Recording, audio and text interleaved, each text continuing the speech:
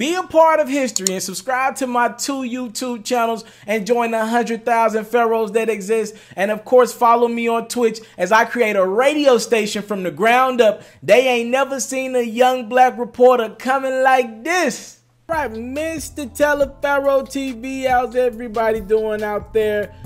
I got another Kodak Black update. Obviously, this is one of the hottest topics in the last couple weeks. Kodak Black. Hell, it feels like Kevin Gates, Meek Mill, and Kodak Black can never be out of jail/prison at the same time. I don't know what it is about that. Like, if you go back and look at the time they've all spent in jail or incarcerated, it's always kind of been like one comes in, two out, two in, one out. You know what I mean? It's never been the same time.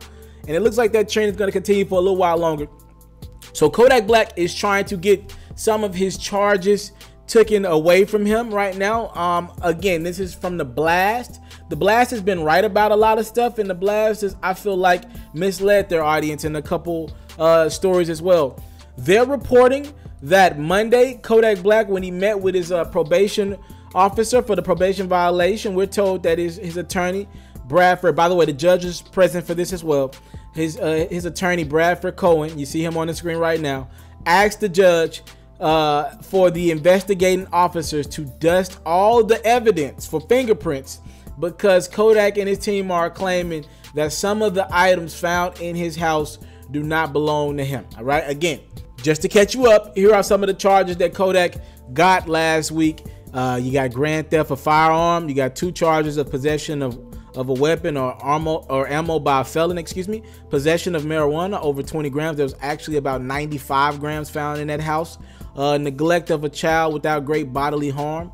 2 probation violation charges, and that gets us up to about 7 charges added to what Kodak's already dealing with. Again, he has a sexual, a sexual assault in Carolina that he's going to have to battle with. He owes a lot of promoters as well for not appearing in shows. He's dealing with a lot right now. So for this probation violation, the attorney wants everything to be dusted because they do claim that a lot of this stuff found in the crib, that is Kodak's crib, was not his. All right, Kodak is saying the marijuana and the firearm are not mine. So what that would leave him with is not a grand theft charge. He wouldn't have the 2 charges of possession of a weapon or ammo. He wouldn't have the marijuana charge. He would just end up with the neglect child charge and the probation violations, which could still keep him locked up because it's a probation violation. But it's much better than having to deal with the stolen weapon. They're never going to give him, they're not going to even give him a bond with that. And then the grand theft of a firearm and the possession of a weapon and ammo by a felon. Yo, if he can dodge those, there's a better chance of him getting out. Not a great chance, but it's better. So that's the update. And I'm believing this. Either that was Kodak's, it was in his crib, in his safe or whatever. Either that was Kodak's weapon in his marijuana. Let's be honest, Kodak probably was smoking a little bit of the dope, you know what I mean?